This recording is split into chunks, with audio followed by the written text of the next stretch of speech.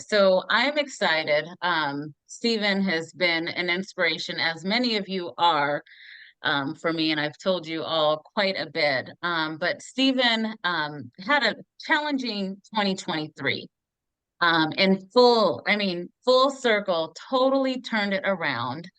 Um, his story, it's just a testament to kind of like, I mean, I'd like to say you're not alone. And I've talked to agents over, the years, and sometimes there's the ebbs and flows, there's up and downs, there's the market shifts and changes, and it's not easy. It's not easy, but I'm so excited for Stephen to share a little bit about the turning point for him and where he's gone in this last year. Actually, 12 deals this year. So from zero in 2023 to 12 closed deals. And I'm sure Stephen can tell you, he's even got a pipeline that he's jumping into this year with.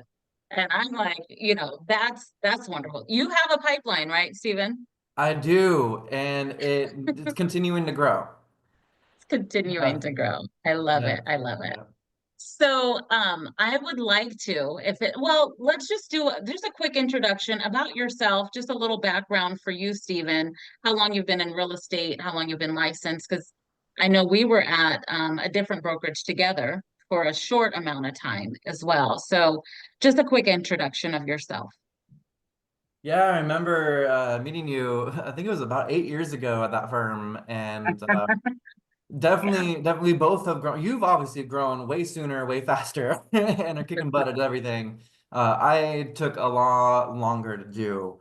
I wasn't consistent. I was kind of just, slapdashing things. I just kind of did things without a plan, which still is kind of how I do things, but there's a little bit more of a, I gotta wake up today, attitude, and I gotta answer the call. I gotta send the, hey, baby girl. I gotta take care of my loved ones, and so in order to do that, I actually gotta make something, not only making a positive difference for other people in their lives, but also making an income for mine. And if I'm going to spend the same amount of time just, sitting around doing nothing, I can spend my time doing something and actually making an income for myself.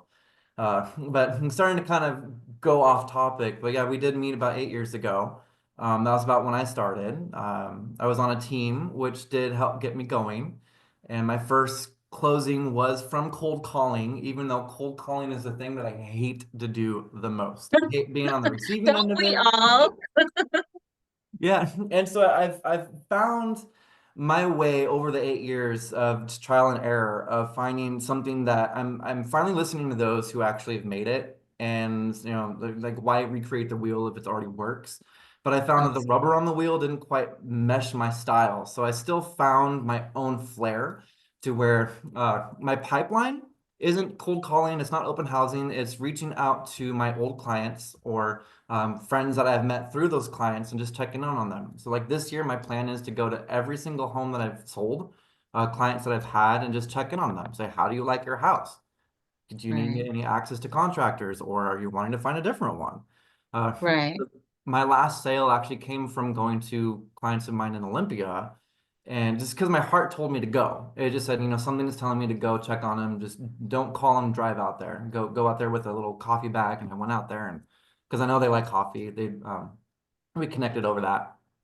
And he actually turned out, he said, I'm really glad that you came because my son and ex-daughter-in-law are just about to sell their house and they really should work with you. And I got the gig. That's basically, I ended up having a consultation within that same week, and the house sat on the market for a little longer than we wanted, but they still got what they wanted. And we're able to move forward. And that guy, who I want, that client of mine, who still lives in the area, is going to purchase a home next year after he gets a promotion and wants to hire me. So my pipeline, my in the last 8 years has kind of changed from just going to a job that I hate doing and creating a job that I love doing that also brings in the income and brings in the results, and just found a different way of building my pipeline. I love that. I love that. So if we kind of just go back, let's go back to the beginning of 2023, which I know was a tough year for you, being a sales manager and being support. One that we talked often, 2022, wasn't a horrible year for you.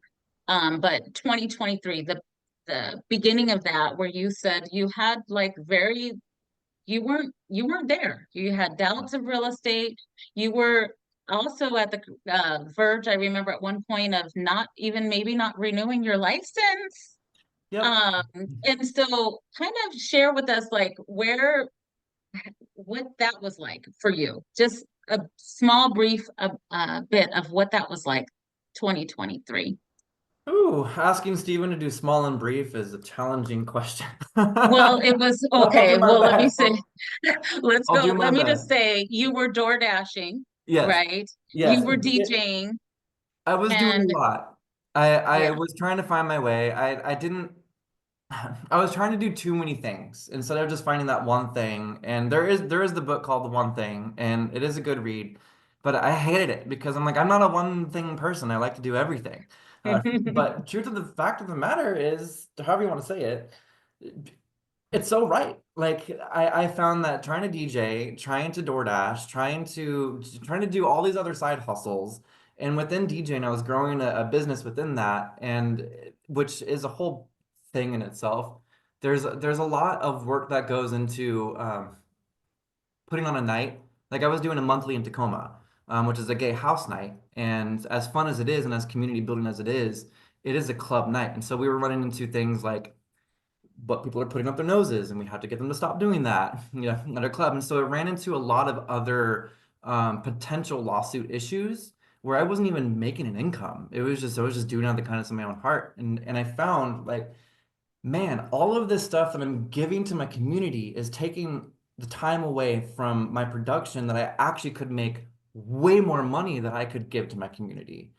And I found that like I was just wasting so much of my time. And so because of that, the results turned into I didn't have any sales.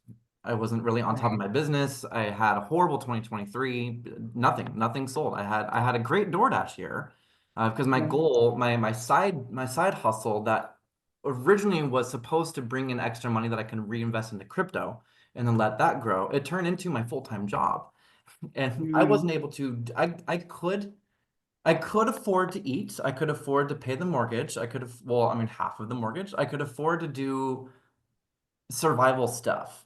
I could afford to Mm. make my car payment so that I could wake up and get in my car and go drive everyone's food over for them. Like I had, it was a moment to where I remember breaking down and wondering like, I don't even know what I want to do. I like DJing is my favorite thing. I think I'm just going to focus on that. Screw this real estate thing because it's not working for me, even though it did. When I was putting the work into it, it worked, but then it didn't. Right.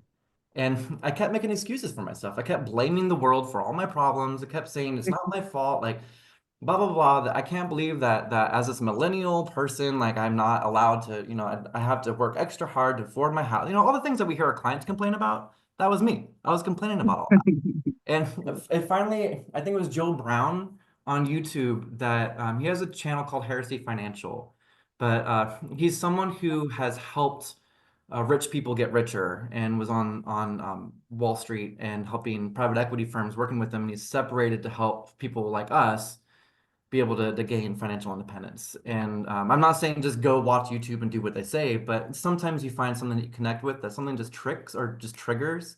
And the statement that stuck out with me was, "It may not be my fault that I'm poor, but it's my damn responsibility if I want to be rich." And so I like that light bulb went off and was like, you know what? I hate what I'm doing right now. I want my DJing to be something that I love doing as a hobby again. I will go ahead and do that with my friends. I'll do that for like special occasions. Door dashing right now, this is what my most income is, my consistent income is coming in. I mean, I may have made $100 today, I may have made $50 today. I don't know. I've worked 12. But what I can say is I have something to be able to leverage that and put into my first sale for 2024. I remember screaming my guts out in Aberdeen because I was stuck there because I needed gas money to get back home in Tacoma to take care of my cat, and I had DoorDash. And oh man, DoorDashing in Aberdeen is not the same as DoorDashing in the Puget Sound. I can tell you that. It takes a lot longer. It's a lot more screaming in the car, shall I say. But I did it. The money that I made from there, I was able to just put in. I had the cheapest coffee ever. I think my diet was something like bananas and jerky.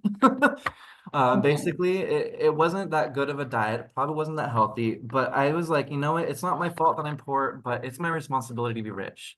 What do I have? What tools do I have right now that I can take? I want to go there. I want to be in real estate again. I love being able to see that light bulb go off when people get their first investment, when they're able to say, hey, this home is not working out for us anymore, and we thought that we are going to be stuck. And now we can actually move out of Aberdeen. We can move to Centralia. We didn't even know we could do that. And watching those light bulbs go off, that's rewarding. But then the pay as well. Oh my God. I made over 6 figures for the first time in my life. I didn't get to keep all that because I spent about half of that to get the deal. But still, going from making 4,000 deliveries on DoorDash, which made not even like 50K, to doing 12 transactions, took more work, but it was much more pleasurable, much more rewarding. Has actually fueled me. I'm now in a house that's over 2,300 square feet, where we were in a condo that was 605 square feet.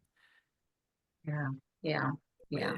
It's just, it's a light bulb went off. It was just, it's not my No, and fault, but it's my that's responsibility. amazing, right? No, I think that's the thing. It's like the light bulb went off. You were driving down the street in Aberdeen, kind of stuck in between door dashes and thinking about, it is my responsibility, right? What do I Yeah. have control of? And I do have the ability to sell homes. And I think when we last talked, you were saying to me, it was like you saw yourself doing the 4,000 drives and driving all over for DoorDash, but knowing that, the same effort that you could put into one transaction or helping a client, the reward is greater in Yeah. the end. Yeah. And utilizing the information that I had from DoorDashing to get transactions as well. I got a Puyallup sale out of it. Was one thing I was able to say was, oh, the further south, okay, I was about to go in about a whole another 10-minute conversation, realizing wrap it up. When you're DoorDashing or Ubering, or when you're forced to drive to locations that aren't routine, like let's say if we go from point A to point B for work, from our home to our office all the time, or in our industry, we may go from our home to the sale that we're working on right now a lot, and then we go to the next sale a lot. But in DoorDashing or Ubering or the rideshare, you're going from point wherever to point wherever until you're in a location where, like, I'm close enough to go home. I think I'll go home. And so there were moments where I have really learned the south end of Tacoma very well. There are Right. streets that obviously I got to be careful with how we explain things in real estate, but there were areas where I was like, I had no idea this was even back here. This is only a block away from that. And then there were areas where I'm like, I had no idea this was back here. Uh, and you get to really know that in all sorts of different locations. And so a home in Puyallup, they weren't buying, they were selling, but through DJing at their bar or their partner's bar. And it was a divorce situation. And because I was describing Puyallup so well and describing the development happening in Graham, just strictly through driving through it, they were impressed and like, we want you to sell our home. Now, can you do it for this commission rate? Which a whole nother conversation. And I think Candice is going to ask someone about that later. Yeah. Well, and yeah, so I guess where I wanted to go next is like, what were so you had the turning point, you realized like more real estate. What did your daily look like? What were your daily habits? What were some of the things that you were doing daily so that you could, because I know it wasn't just, door dashing. What were you doing when you decided that I have the responsibility to make myself rich? I To woke become up. rich. Yeah. Started waking up. I noticed that last year there was a point where I realized for the previous 365 days I hadn't really taken a day off. Uh, Even on my days off, I still was working. I remember during the summer, my husband and I celebrated my 10-year anniversary while driving to the location with my cat. He travels for work, so he had to meet me there via plane. We were selling our condo while listing a property in Roy and realizing like this is supposed to be my 10-year anniversary. Like, this is my vacation. I'm supposed to have a week off to just me and my boo, which is not what happened. But the thing is those two sales paid for everything. that we needed Right. and then some. And we were able to come home and have a home that was getting sold and we are finding our next house. But I realized that there was not one whole day that I had off. Not at all. I had to answer my phone. There were a lot of times where I had to put on don't disturb in work mode so my clients can get through. Obviously, Rochelle and Candice and Shannon are set up that they can call me when it's on work mode. But sometimes I have to put on that work mode just to be like, you know what, there's 20 other distractions out there right now. Half of them are spam. The other half of the half is just the people who don't have their act together trying to get me to do something for them. And then the rest of them are the 5 people I actually really want to be around. And so for those 5 people who are actually helping me be successful, they can get through my phone, even though I need to focus. But Right. like I said, me answering short questions is hard. I kind of went off. That's okay. No, that's okay. So you basically is like I was working every day. Oh yeah, Um, working every day, right. Were focusing, you, eliminating distractions, yeah, and answering the eliminating call. distraction. Yeah, so daily Hmm. work, right? So making sure that I'm also actively communicating with people, whether for me I could get better at direct calling and texting folks more often than, once a year. But I have utilized Facebook, and I know some people can utilize Instagram and TikTok to go very far. Facebook is my favorite platform, and I've also found YouTube. And so this year I started finding shorts and reels to be watched way more than anything else. And I'm not a Facebooker, I'm not like a YouTuber, I'm not someone who's making money off of that. That's not what I'm here for. But I found that those are two free things that I can use to get the message out there. And then I can take a video and send it to, oh, my friend just asked me why are mortgage rates going up when the Fed rate's coming down? It's like, well, they didn't take it into account. They got to look at the yield. Like, I mean, if the yield's going up, then the rates are going up too. Like, and so I had a video about that, and I was able to just send and Yeah. answer their questions. It took time to make that video, and it has to be a minute and a half or less. Otherwise, I mean, rhetorical question: when was the last time you were scrolling through social media that you stayed on a video longer than a minute?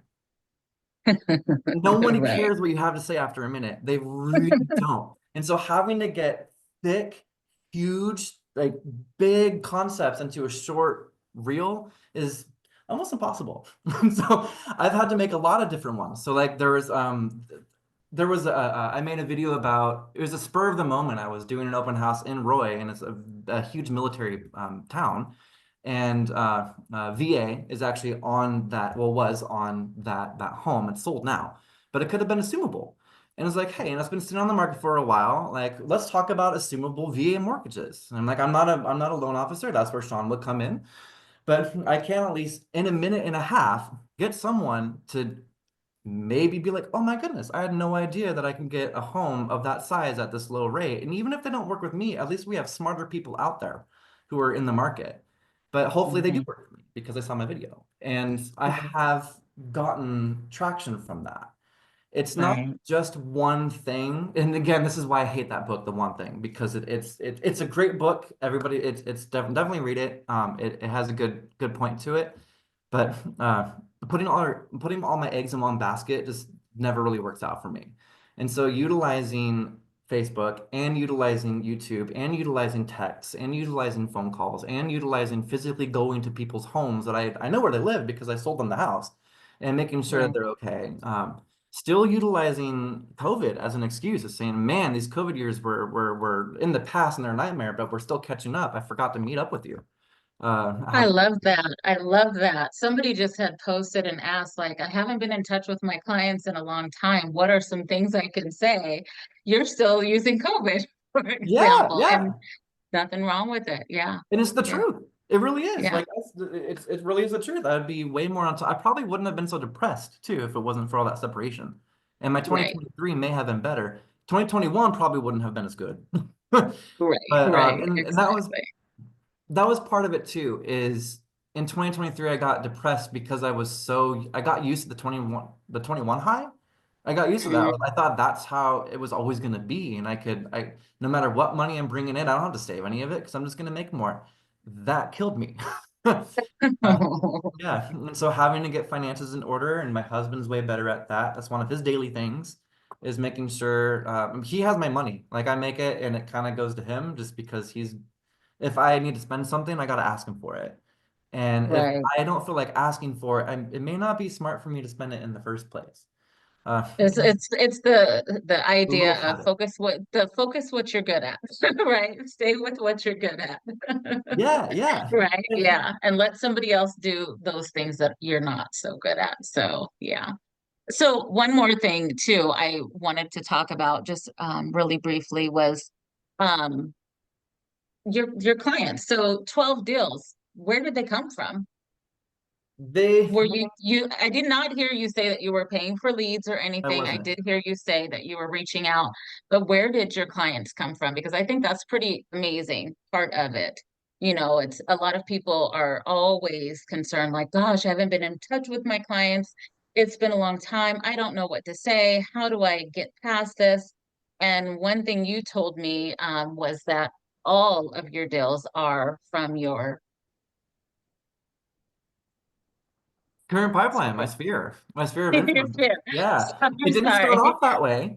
I mean, we all start somewhere. We all have to, fake it till you make it. Don't show up to an open house like a slob, because you're competing like with people like me. Like I did literally have to, like, this is my own doing. I wanted a nice fancy haircut, but it has been since August since I've been able to get a haircut. And so about 4:30 today, I just went in the bathroom, buzz cut my hair, and I was like, I need to look good for this video. And so like I can show up to an open house like this because I have the wherewithal to be able to do it. But if you're just getting started, I mean, well, actually, this isn't bad either. Always wear a button up. If you're a guy, women, I'm gonna let you do your own thing because y'all are better dressers than we are. But men, definitely never show up with a t-shirt. Always have a button up with some, whether it's tucked in or it's not. I don't care. Just button up with the collar. You can have a jacket over it or not. At minimum. If you want to get fancy, depending on your like if I'm doing a Fremont listing, which should be coming back on the market next year, hopefully. Um, I co-brokered with a broker from another firm, just networking. That's another thing is just networking with other brokers in multiple different areas because I have a broker who lives in Shoreline who sometimes needs things done down here. And, we try to get this broker to come over to Best Choice. She's happy where she is, but which, which is okay. We've tried. Yes, we've Yeah. tried a few times. But I wouldn't show up to a Fremont listing that's a $1.4 million condo or, I'm sorry, single family house that could be split up into a duplex wearing something that has holes in it with a coffee stain. Like it's just not good. And so even though we hate to admit that first impressions go a long way, in the first 30 seconds, if someone doesn't like you, it's going to be hard to get them to like you. And you don't have to have everyone like you, that's okay. But when we're in sales and out of 20 people that we talk to, one of them's got to buy something. First Right. impressions really do go a long way. Uh, I like yeah. And so I started doing open houses. I started cold calling. That was 8 years ago. That my first deal came from cold calling. As much as I hated it, I got something from it. But then again, the word leverage coming in, taking where we are and taking what we have to get where we want to, I then eventually had enough of a database to be able to, even though I haven't talked to a lot of them for years, this last year, I started just calling them up. I started going to their houses. Started being more personable. Emails don't really work anymore, at least for me. Maybe they work for you. If they work, awesome, perfect. But for me, I don't have the knack for it. Uh, and one thing, I actually took a screenshot because I had a feeling this was going to come up. I took a picture this morning when I was opening up my email. I don't know if you can see it. No, I can't really see it. It's hard. not But on really. the side here, in under 3 hours, I had 1, 2, 3, 4, 5, 6, 7, 8, 9, 10, 11, 12, 13 emails in under 3 hours. And so if we're doing email campaigns, what if someone were to email you, are you going to open up the email and remember them, or are you going to remember them knocking on your door and asking how you're doing? Mm, And so I yeah. had to talk to way less people now because I put in the work then, even though I let 2023 kind of just drop by the wayside. 2024 was able to bounce back and putting in the work, being consistent, not just having the data, but actually using it, not just having phone numbers, but actually calling them, not just Mhm. having past clients, but having them be my forever clients. There are some clients I have worked with that I don't really want to work with again, and that's okay. But I've got plenty that I would love to work with again, and they have family or friends that are going to be moving. Uh, Right. yeah, so I mean, diversifying my resources and then leveraging my resources has really helped. I Something love that. uh, something else, and you know me again, I've already forgotten the question, but to add No, that's good. on the leveraging topic, because that was one thing that really helped this year was just leveraging what I have. Like I may have nothing, but I have, sorry, I may not have what I want, but I have something to get it, something to trade. There was the story I remember when I was in college going around about this guy that had a paperclip and he traded all the way up to get a house with it. A paperclip might be garbage to someone, but hey, someone may really need that paperclip and they're willing to give you $1 for it at that random time. Um, but I leveraged just also sometimes money makes a difference. And so I did reach out to friends and family. I didn't want to reach out to my parents because I really wanted to prove to them. I mean, this 36-year-old who now 37-year-old can actually do something without asking them for money. I figured I'm like, you know what? Okay, I have friends who may say no, they may say yes. I'm at least I know that I have a couple friends who are very successful. They might have something to invest into me, maybe. And so I remember reaching out and I was so scared because I was like, I don't want to lose this friendship. I don't want this person to ever talk to me again. I'm like, oh my goodness, I don't want to ask them for money, but I have to ask them for money. How do I get them to not like, or how do I get them to not like just tell me to go give myself the middle finger and never talk to them again? I took the advice from Cody Sanchez, who's another person on YouTube who I've grown to love, who said, you know, never ask for money, ask someone what is it that they would want for that price and then get it to them. And so instead of saying, hey, can I borrow money? I said, hey, how would you like your money to make more money? And so I asked this person, and there were two people this year that helped me. And one of them's in this call, who helped me basically just say, hey, look, you know what? If this is what you need to get there, then there you go. And I paid a hefty price for that. I definitely did. And so for basically the deal, without giving numbers away, the deal, well, without giving too many specific numbers away, one of the times that I asked was, hey, can I borrow $2,000, but I will pay you back 3,000 when I close this house? Is the only thing in the way for me getting this deal. And I did. I was able to borrow that and I paid back that plus another 1,000, which is 50% interest, by the way. I paid a huge hefty interest, but I got the sale, which meant that a percentage of something is better than a percentage of nothing. I made something, and I was able to Right. do that again, leverage that again to where by the end of the year, I was actually able to help a client of mine with $10,000 to pay for contracting so that they can actually make more money off the sale of their home. And so I can also get the deal. But it went from I went from having zero money in my account last year to do anything like this to leveraging to showing that I can actually say what I'm gonna do what I say I'm gonna do. I can prove my worth. And this individual who knows me very well, and I know this person very well, and I'm really glad that we're still friends and everyone's paid back. But I had to get over my fear of asking a question. How would you like your money to make money? I can get this deal as long as I have $2,000 to pay for A, B, and C that the contractors are not willing to get paid at closing. They got to get paid up front because they have 5 other job offers. Uh, Right. and yeah, so just leveraging whatever it is that I have from wherever it is that I am, realizing that, okay, I want to be there. I'm nowhere close, but what do I have now that can get me closer? And then just do that again and again. All you have to do is sell one house. Do Right. it again and And again again and and again. again And and then again and you again and again. also, I think this is incredible to share too. And I like how you position that because I think it, the question to a friend, we actually, I think a lot of times get baffled over just reaching out to our forever clients in that same kind of way. And it's like, why? Why not? It's like reach out, make the phone call, pick up the phone and reach out to them. The other thing I wanted you to talk and touch on is, Stephen, I've known you, like you said, 8 years now.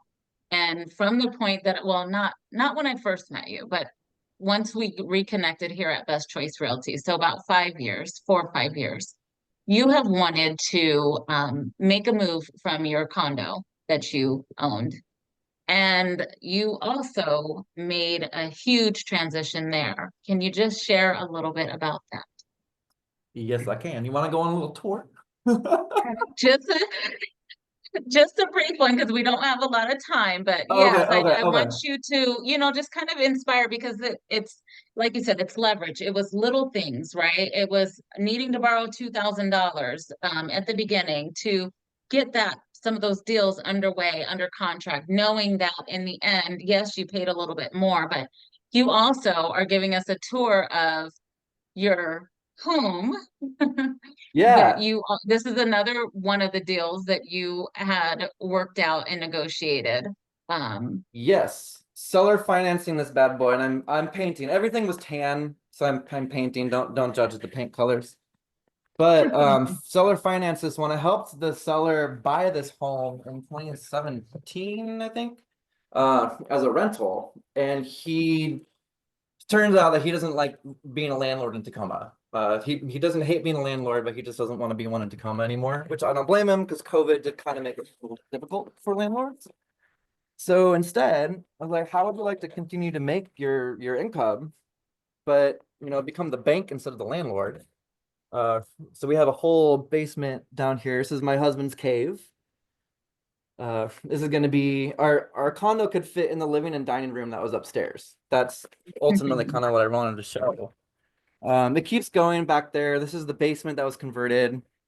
Uh, we'll keep going up here. I'll show you the upstairs, even though it's a mess. But our condo that we moved out of could fit in this room. yeah. We lived in a one-bedroom condo that could fit in that room. And now we have a foyer, we have a front yard, we have a backyard, we have a staircase. Uh, we have over 2,300 square feet, and I'm seller financing it at 5%. So our mortgage is like 2,600 bucks a month on this thing, plus taxes. But no, sorry, my bed's a mess. Don't mind that. But we have his closet in there. We have another his closet in here. We have, and again, yeah, I remember telling Candice, I was like, this condo that we have is too small. It's stressful in our marriage. Like it really was. Like my husband and I are fine, but when you're confined in a small living quarters, it can get stressful. And it was kind of a testament too. It was saying like, man, this is what we do. We help people. We help them say, hey, look, it's not your marriage that's the problem, it's your space. So now I have a studio that I'm gonna get set up, but my office is just this closet right here. Like That's so awesome. So yeah, awesome. So awesome. there's a window in there. No, I'm just getting started, just getting going. But we're finally in something that I can, bathroom. Can actually, this bathroom is gonna get redone, but oops. It's kind of hard to see. Nice. Yeah. We want to get a clawfoot tub back in here again, and the I don't know what happened. I think it was in the 90s. They probably rearranged the bathroom to put that tub in there, and it's weird. But we have our home now that we're only spending like 2,700 bucks a month on, plus taxes, and we can And build that's in the back deals of it. that you can work that out with the clients too and show them and be an example. I know we have a lot of agents who are asking about like seller financing deals and so forth. So, I mean, you took for yourself and said, you know what, let me change the situation as well. That is so awesome. I wanna just trickle back on one more thing. So we talked a little bit about just the reluctance to reach out and leverage, the reluctance to um talk to people and have the conversations. What were you saying? What were you saying when you would reach out to your clients? I know you shared that you did some video information, but what would you say? I mean, we got a lot of agents on this call right now that don't want to make calls. I'm one of them. Um, what are some things that you were saying to your clients? You said COVID. Share just a little bit more. I think I'm naturally someone who talks, so I never really have to think about that. It really depends on the person. I guess like I don't have a script, but I You don't have have a just script. basically a where are you at in life? Like how's the family? Mm, I mean, if they just had a divorce, I'm probably not going to ask how's the family. And that was one of the major things this year why people sold was divorce and desperation. At least the people in my categories. But uh, knowing where they are, and Facebook is great for that, especially if they're friends of yours on Facebook. You can kind of see, oh, hey, yeah, like 2 days ago, they got a puppy. And so people have come right. to me, hey, I heard you got a puppy. How's your puppy? That's how I start the conversation. It's like, So, or I so mean, you I hate So to say even how's using this social weather. media, yeah. So even using social media to find ways that's something I do quite a bit. It's like social media, find a way that I can engage with this person by just, taking a look at what they've got going on, something new, Yeah. and be able to reach out and ask a question. So you would use a little bit of social media, but just even just your common engagement of how are you doing? Yeah, Yeah, it's just being networked. Like I want to be. I did say I use social media, and that is true. But I want to be careful that someone doesn't hear that and think, "Oh, I have to go on to social media to be the creep to figure out what they're doing before I call them." Like that's not what I mean. It just means like I was on social media and I just happened to see that information, and so then I right, call. I'm like, "Oh, next time when I call them, by the way, I just saw this." Let's say they're not on social media. I have some clients who refuse to be on social media, and that's fair. And that was actually one of the people who I drove out to their house. Um, but sometimes let's just say I'm just calling like, hey, it's been a couple years, even if I don't bring up COVID, or it's been a couple months, or um, uh, oh man, like there's one client who did talk about they let's okay, I don't want to give anyone's name out, but let's just I'm calling a real client of mine, pretending like I'm just gonna call her Sherry. Hey Sherry, I noticed that it was a couple months before or yeah, sorry. Hey Sherry, I noticed it was a few months since we talked, and I just want to make sure that your bathroom, the toilet, got changed out. And then she's gonna talk all about it. She's gonna talk about whether her toilet was changed or her toilet wasn't changed, and that's how our conversation is gonna start. And then we'll just go from there and like, oh, I may ask her, how did you like the person who came out? Or was there a reason why you didn't have the person come out? Or how's your friend Jerry, who mentioned when we were moving in that he was thinking about getting a new job so he can buy a house? Has he gotten that new job? right, Why don't we right. all get together for coffee sometime soon? Even if it's Yeah, not this month, what's next month looking like for you? And then maybe I exactly. can get Jerry to come along on that coffee visit. And I mean, if we And do, awesome. If we don't, I just engage. caught up with an old friend. No? Right. Do you find that you had a lot of rejection in Oh reaching yeah. out to people? You did have a Yeah. lot of rejection. Well, um, to expand on that, yes, in my early days when I was cold calling and open housing, when you're getting started, yeah, tons of rejection. And then even now, Recently, though, but recently, like within this last year, when you were reintroducing yourself. God, so recently the it wasn't so much rejection as much as it was pushback of like, well, hey, can you do it for 4%? Like, could you do it for 5%? Could you do it? Oh, and this agent's gonna do it for 1.5. I'm like, well, that agent's doing it for 1.5 on one end, but they're charging you 3.5 on the other. Mm. And so that's the kind of pushback I've noticed that the sellers are yellers and buyers are liars. Buyers lie all the time and sellers will yell all the time. And setting the expectation up front did help show it demanded respect. Like I'm gonna set my expectations up front. I'm not gonna work for that amount, but here's what I am able to do. I'm able to pay for your staging and your to of a carpet credit. I'm able to pay for your home warranty. I'm able to obviously I'm going to pay for your photography and your Matterport, but I'm also able to pay for your cleaning and I can pay for your landscape. I can do this and that and that. I mean, it doesn't mean I'm going to do all of those things, but I'm able to say, depending on the deal, if I'm making a certain amount, then I have a budget I can work with to make that. And so for them, saying, look, sure, if you want to go with a 4% agent, by all means, go with someone who does not know how to negotiate for you. By all means, I get it. And you will save money on the commission. However, that extra dollar per $100 that I get you, you're going to be able to actually work with someone who knows how to negotiate, knows what they're doing. Plus, who's able to do this that you're not paying for at all. And you're actually going to make this much more money because of it. Now, do you really want to work with that 4% person, or do you want to work with me, someone who's only going to charge you 5 instead of 6? Mm, You know, yeah. and it comes down because a lot of this year I was working with people who I was already at that level to where I knew how we could talk. It wasn't Mhm. a I'm cold meeting this person and their spouse because I called them and now I'm at their house. I should give them some more, I should let them walk over me a little bit to gain some respect. Like there is none of that. It was just Right. no, we're friends, we're already friends. We've already worked together. Or I was recommended from your friend who already says that you should work with me. I'm not going to be rude. I'm not going to be disrespectful, but at the same time, I know what I'm doing. I'm good at what I do, and I have clients I'm under contract to protect their time, which is what I would do for you by not working with someone who's going to waste mine for 4%. That's awesome. That's awesome. Okay, this is good. This is really good. One last question. We may have somebody on this call who's struggling with real estate, maybe like you were in 2023, like considering, I don't know if this is for me. Is it, time to throw in the towel? What would you give to that person? What would you say to them that if they're questioning, even staying in real estate? Because to be honest, to me, like to go from 0 to 12 deals and making over, netting over 6 figures, that's just, it's amazing. But what would you say to that person? What one, maybe not, I'm not going to make you do one thing. Never mind. What would you say?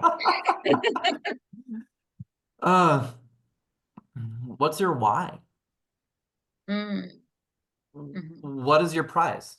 Is your eye on it? Is your eye on the prize? Like for me, I had a client who reminded me through reminding her kids during this process or of moving out. They sold and purchased. They were moving out of a real bad area and moving into a much nicer area in a completely different area of the state. And her kids were just. I mean, we were all fine, but her kid it was a nasty divorce. The dad was uh, on stuff, and so it was a whole there was a whole thing, and she just kept staring at them and saying, "Eye on the prize." Eye on the prize. mm. Keep your eye on the And prize.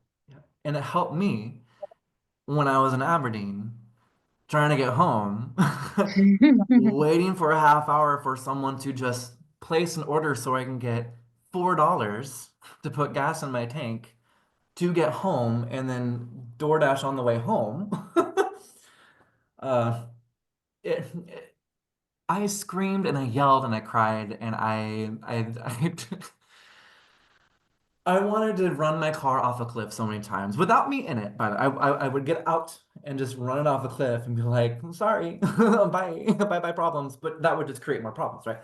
So I cried, I screamed, I was angry, and I realized, what is my prize? Like, Mhm, what's my why? Why in the world am I sitting here right now doing something that I absolutely hate doing? That there was a point I actually liked it because I like driving and it was fun and it actually did pay better at one point. It doesn't really pay anything now, but I just had that moment of what's my prize and how am I going to keep my eye on it? And my mhm, prize was my family, being able to be there for my family without having to work. If I'm going to work 365 days a year, what do I have to show for it? That's good. In the end of this last year, I finally had 2 weeks. I was still working, but I had 2 weeks off. I was able to just, we got a puppy. We had some time. Um, I am negotiating currently an inspection in Olympia. So it's not really off, but I had a Mhm, moment to where I actually had something to show for it. We have a house. mhm, My husband's happy. We have a puppy. We have our cat, which means that our next step is a kid. We want 2 kids. We have a home now that we can raise them in. We have plans to extend the back of the home out as a primary ensuite on the main level. Uh, it's just it's the same amount of time, the same amount of energy, the same amount of work. And with DoorDash, you can turn off. and just go home and be home. That is one perk about it, is that you log on when you want to, you log off when you're done, and you go home and you're done. Versus real estate is like, well, we just looked at a bunch of houses and now I'm at home and we're gonna have a 3 hour conversation. Like we're never really off. But the difference is that like I'm not stressed out in bed, not able to sleep because I don't know how I'm gonna get my banana tomorrow morning. Now I go to sleep. I'm like, yeah, it might be 2 in the morning. And I have got up at 6 this morning, but man, I have my lattes tomorrow. I have my smoothies. I got my Gucci Goose. I call my pets my Gucci Goose. I got this. I got so many things that material is not going to bring me happiness, but by golly, it sure makes things easier when I actually can not worry about how I'm going to feed my family. That's awesome. That's Yeah. awesome. So So that's my big why? goal. My family. Remember your Grow up. why and focus on the prize. Remember Yep. your why and focus on the prize. I Yeah. Yep. absolutely love it. You guys I did love it. amazing. I enjoyed hearing you guys talk and question back and forth. I got a lot out of that. I got a few little buzzwords and takeaways from you, Stephan, too. Nuggets. You got some nuggets? Yeah. Nuggets. Loved hearing your story, and thank you so much for everyone that jumped on. I recorded something, so maybe you can splice some of the recordings, Stephan, for your shorts, because I think there was a few Sure. zingers that you could Yeah. probably use for your YouTube channel or for your Facebook. So we'll see if we can help you with that this year. But thank you so much for being vulnerable and sharing with all of us. I mean, to me, it's like you come from a place that humble, and then to actually see what you've accomplished. It's very, very cool. And I know, Candice, you saw something in Stephan and you just lit a fire, and I just loved the journey that you guys went on over the last year. So congratulations on all your accomplishments, Stephan. Thank you. All right. All right. Candice, Thank you, we're good? Stephen. Yeah. Thank you so much, you guys.